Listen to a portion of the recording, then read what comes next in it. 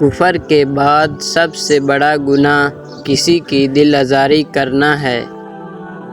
جب کوئی دوست تمہیں اپنا راز بتائے تو سمجھ لینا کہ وہ اپنی عزت تمہیں امانت دے رہا ہے، اس میں کبھی بھی خیانت مت کرنا۔ وقت اور دولت دو چیزیں ہیں جو انسان کے اختیار میں نہیں۔ وقت انسان کو مجبور اور دولت انسان کو مغرور بنا دیتی ہے۔ سب سے پہلی عبادت یہ ہے کہ انسان مصیبت میں صبر کر کے اللہ پاک سے مدد کا منتظر رہے۔ کامیابی حوصلوں سے ملتی ہے، حوصلے دوستوں سے ملتے ہیں، اور دوست مقدر سے ملتے ہیں، اور مقدر انسان خود بناتا ہے۔ کسی کا عیب تلاش کرنے والے کی مثال اس مکھی کی طرح ہے جو سارا خوبصورت جسم چھوڑ کر صرف زخم پر بیٹھتی ہے۔ 3 چیزیں ایمان کو تباہ کر دیتی ہیں۔ نمبر 1، امیر دل کی محفل۔ نمبر 2، عورتوں کی صحبت۔ نمبر 3، جاہلوں کے ساتھ بحث کرنا۔ جو شخص تمہارا غصہ برداشت کر لے اور ثابت قدم رہے تو وہ تمہارا سچا دوست ہے۔ جو ذرا سی بات پر دوست نہ رہے وہ دوست تھا ہی نہیں، اور جس کو ایسے دوست کی تلاش ہو جس میں کوئی خامی نہ ہو اسے کبھی بھی دوست نہیں ملتا۔ رشتوں کی خوبصورتی ایک دوسرے کی بات برداشت کرنے میں ہے۔ بے عیب انسان تلاش کرو گے تو اکیلے رہ جاؤ گے۔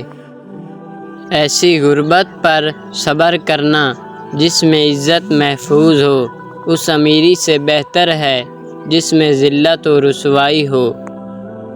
100 دوستوں سے وہ ایک دشمن بہتر ہے جو دل میں نفرت تو رکھتا ہے لیکن منافقت نہیں۔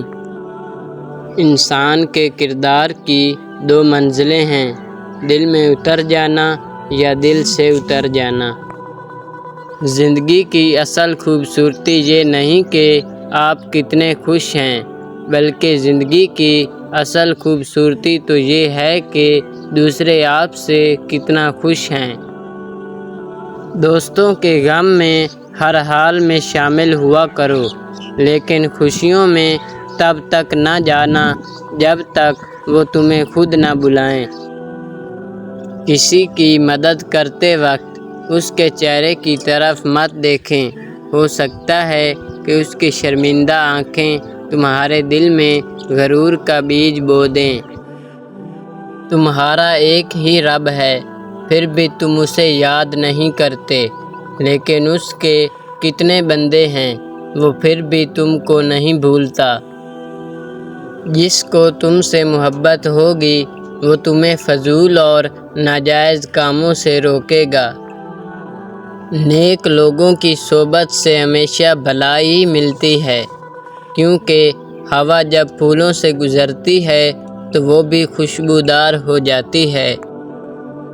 زندگی کو بدلنے میں وقت نہیں لگتا، لیکن وقت کو بدلنے میں زندگی لگ جاتی ہے۔ کسی کے خلوص اور پیار کو اس کی بے وقوفی مت سمجھو، ورنہ کسی دن تم خلوص اور پیار تلاش کرو گے اور لوگ تمہیں بے وقوف کہیں گے۔